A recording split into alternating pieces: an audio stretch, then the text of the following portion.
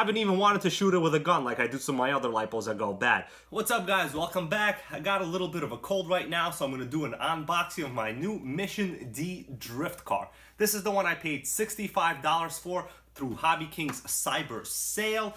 I also have my thermographic camera to in fact tell me that my tea is hot. Let's see if it's actually hot.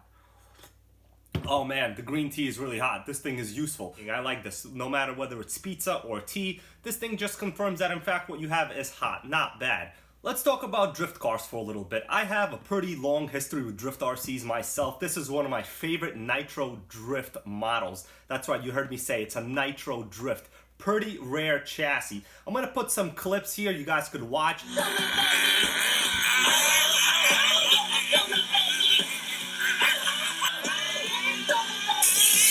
WL Toys 12th scale rock racer. Now what's interesting here is, as you could see, the tires. So what we got going are plastic drift tires.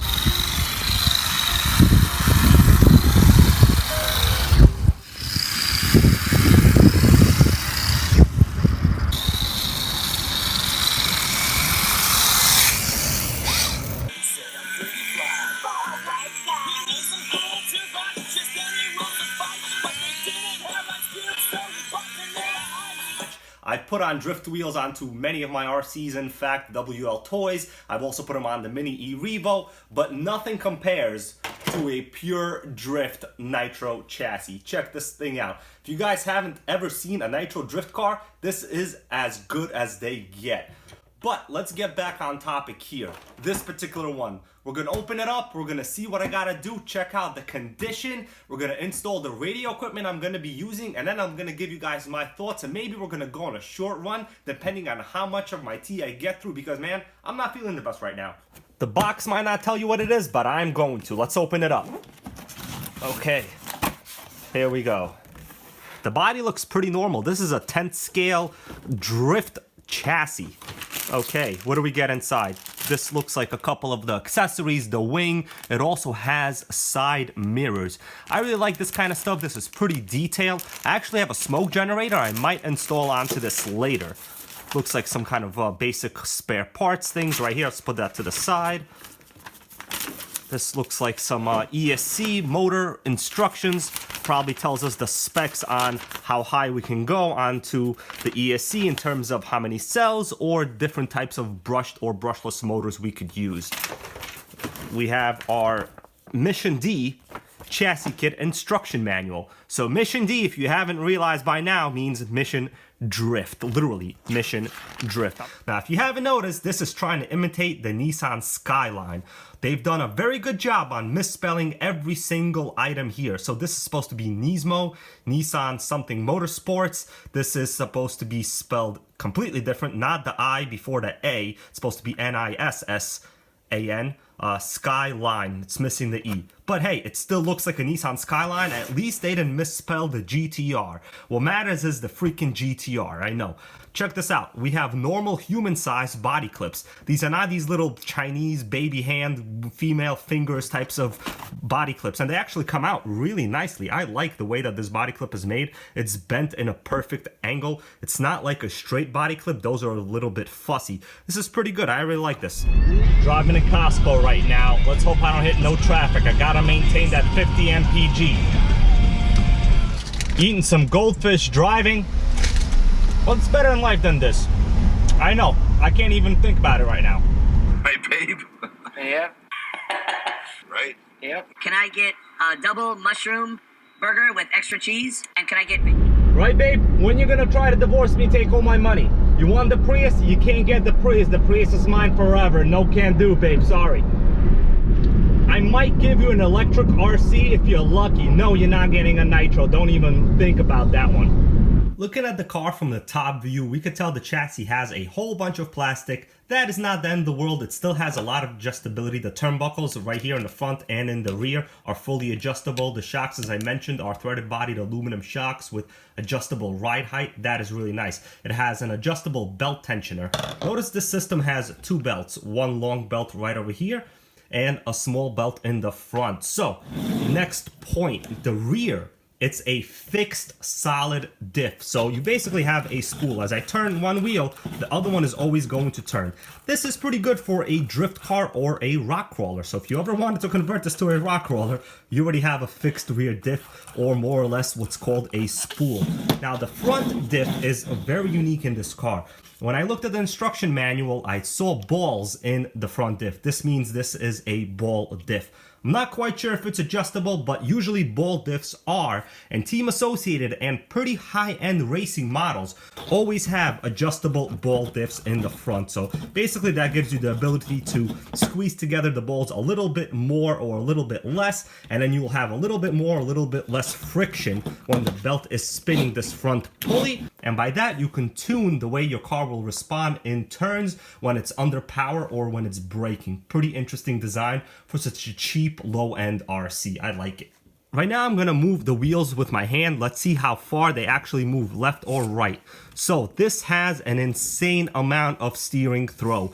The more steering throw you have, the better it is. You guys see that? It is basically like a 45-degree angle. This is really what you want when you're entering your turns. You want your car to maintain a really high level of steering in terms of, you know, the amount of degrees it can do, because this is really going to help us generate that really nice drift. For such a cheap car, this thing has metal axles all around. They are CVDs, not even dog bones. But you see this thing I'm pointing to right here, this kind of bulge in the drive shaft? At first I thought it was some kind of mistake or some kind of washer or a nut on the axle. I was about to take it off. But this is a piece of metal literally molded onto the drive shaft. Now, unless I'm mistaken, there is a purpose to this. They're both on the front and on the rear all around.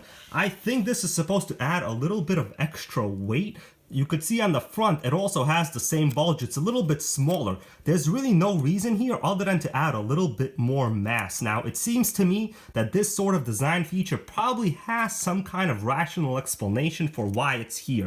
I highly doubt they would have spent the extra money to add more metal and more material and more weight to a cheap $65 RC unless they had to. There seems to be a really good functional purpose and reason for this, but of course this is one of those really tiny little things where you would only notice this and probably know whether this did anything when you were an actual drifter. So if you guys know, please put in the comments below. Let's talk a little bit about the chassis itself and the power system, because that's really what matters. This is a $65 RC. Now, I did just check, the prices did go up a little bit on this, but still a great deal in my opinion. This has a 22-turn brushed motor and a brushed ESC. Now, of course, this is fully modifiable. You can install any 540 size motor you want. But in reality, a brushed 22-turn motor is not something that is bad when you're looking for a drift car. These cars are not meant to hit very high RPMs. They just need to maintain pretty much full throttle going all the way around whatever, you know, drift track surface you have. And they gotta make sure that they do not overheat. And generally, when you have a 22-turn motor, that is pretty much okay for drifting, I would say, in my opinion. A lot of the stock drifting classes for Tamiyas, especially the TL01 and the TL02 style chassis, they still run brushed system. Nothing wrong with that at all. I generally like this chassis layout. It seems to be very easy to work on. It has two body clips holding in the battery tray door. Just take them out. Boom, put in the battery. Right now I'm reading the label on the stock ESC. It does say 2 to 3S LiPo compatible or 5 to 9 cells for regular batteries. Now, there is a jumper here that will activate the low voltage cutoff if you want to use it or not. It seems to be a pretty decent drift kit. Not bad at all. For the price, I don't see how you can go wrong. Another interesting thing, the reason I picked this up, look at the detail in the wheels. Do you guys see what I'm talking about? This is a front brake rotor and caliper. It looks really, really nice. They are set up all the way around. The scale detail on a car of this price point is honestly relatively remarkable. Here are both of the 10 scale drift RCs I have side by side. They still look fantastic. I mean, this is an actual HPI. I got this on discount. It's a nitro chassis. As you know, this is electric. They look phenomenal. I can't really see anything wrong with this extremely cheap RC. The body itself looks like a legitimate Nissan Skyline GTR. Even the lights in the back. Of course, they misspelled the logos because, you know what, they're not licensed, like the Primal MT Dodge Raminator body. Yeah. One of the negatives I see on this body so far is it is very, very flimsy. I mean, this is probably the thinnest piece of Lexan I have ever seen used for a body. Not the end of the world, you know, this is not a very high-speed chassis, so don't expect it to be in very high-level impacts going at high speeds. Let's examine the lights on this. Now, at first I thought these were stickers, but they are not stickers. If you look on the inside of the body, you could literally tell they are also not stickers on the back. They are printed. Now, I'm pretty sure there is some kind of purpose. I mean, this RC went out of its way to be ultra scale, realistic, and detailed.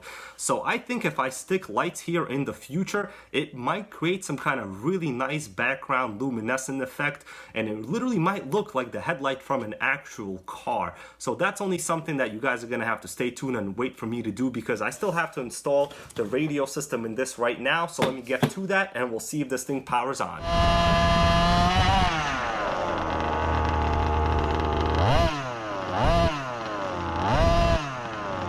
Alright guys, you're looking at the finished product. The electronics are in. All I had to do was bind a basic FlySky receiver to my radio that I already use on every single other RC, and now we got power. The chassis layout here really didn't give me much space to mount the receiver. Luckily, this is a very small one. My only choice was to mount it on top of the servo here, but then I would have to have the wires crossing over the belt. I never really like to have wires cross over a belt because there's always a chance that there'll be some wire abrasion during a turn or whatever the case is. If anything comes loose, it could literally rub through your wire. So I basically just mounted it right over here. It's still pretty far from the drive belt, and there's no way that this drive belt will ever come in contact with the receiver. It should be pretty good. All right, let's give it some throttle. Yeah. You guys see the speed of the steering servo? This is exactly what you want for a drift car. When this thing is drifting, you want the steering to be going as much as it possibly can. Look at that steering angle. It's like a bus over here. Holy moly. Look at that. Nice, not bad. This might be better than a Spectrum servo. The battery I'm using right now is just a small 2S. This is a 2700 milliamp hour zippy pack. I must have paid about maybe 10 bucks for this on Hobbyking, probably about a decade ago at this point, and the battery is still functional. It hasn't even ballooned yet. You could easily fit a much higher capacity pack in here, probably a 4000 milliamp hour or a smaller capacity 3S. With 3S, I'm pretty sure this thing is gonna be insane, but like I said before, you don't need much speed. This is all you need. Look at that. Brakes are good. The reverse, let me show you guys the reverse. So this is set up to run lower speed in reverse than it is forward. That is good. I don't really like to have full speed reverse. I mean, you really don't need that. When are you gonna have full speed reverse type of driving conditions? Almost never gonna happen. So the out of the box setup on this ESC is pretty good. It has a pretty good size cooling fin here on top, which, you know, for a brushed ESC is pretty typical. But once again, for this price point, I mean, you have everything you need. You just need your own receiver, your own radio. I really only just needed a receiver. And this is a full ready to run, you know, drift car.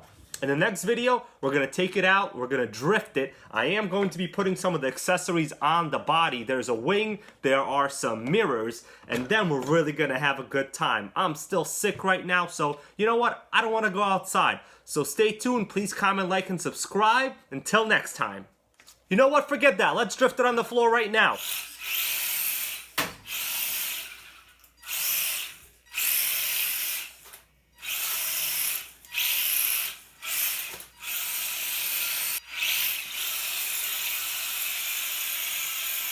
Look at that. Too much speed.